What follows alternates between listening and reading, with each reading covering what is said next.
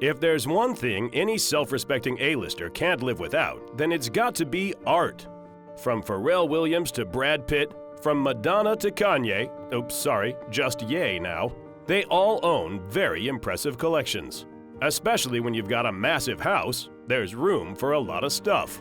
One way to fill it is with sculptures, like these giant animal carvings made by Chris Tapp.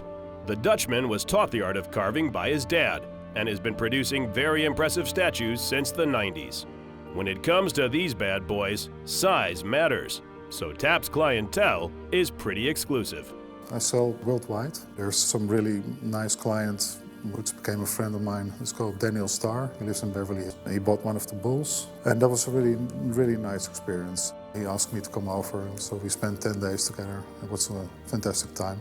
He lives in the area where also Mariah Carey and Rihanna and Paul McCartney live. It's the same neighborhood, and he has a really beautiful mansion there. And he wanted to get the bull in. He saw it in Amsterdam in a gallery I worked with. And he said, I want a bull. So we had it shipped over by plane, which was exciting for me to get it over in one piece. But it worked out. But then they built a slope to get the bull up, which wasn't there, and was only there just to get the bull up into the house in the main hall. Now that's what we call an impressive bull, the kind even Wall Street would be jealous of. The vast majority of Tapp's works are animal carvings, and they look lifelike down to the smallest detail. So how does one achieve such a feat? I usually start by studying the bone structure of a subject or an animal.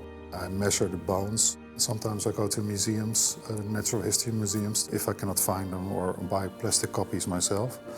And then I do all the measurements and take photographs. So basically there's a lot of pre-work to get all the dimensions right. And then I study anatomy, so all the muscle groups that are connected to the bones. So there's a lot of real work before I go into the emotion of the animal, which is for me the most important, the most interesting part of the sculpting.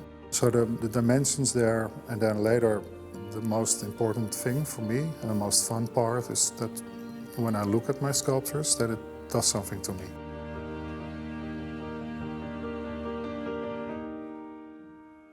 Besides studying the anatomy of animals, Chris also draws from his own experiences with them. Especially behind the bull statues, there's a story he'll probably never forget. When I was, I think, about 8 years old, my family, my father, mother, my brother, we went for a walk in the mountains of Spain.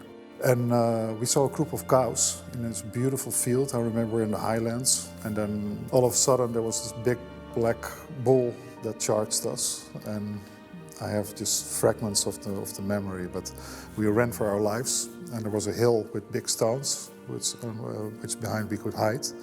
Yeah, it was a very intense moment. And now I've made something similar in size, and maybe that's why it lingered in my head for so many years. While the vast majority of his work consists of huge stone or bronze beasts, the artist does also make other statues. UEFA has this European Championship, the Europa League, and I did 2012, 13 and 14. I made the Man of the Match award, which first year was won by Ivanovic. And it's an abstract sculpture of a soccer player. You can see on the front side, and there on the back side, it's a sort of, his motion is in sort of speed. And last of all, the million-dollar question on everyone's mind: how much do these things sell for? The life-size bull I made, it's an edition of 4, and it's in bronze it's 90,000 euros, and in the marble cast it's 60,000 euros. And for that amount of money, you can call yourself the proud owner of a Chris Tapp sculpture. Well, and a house or backyard large enough to place it in.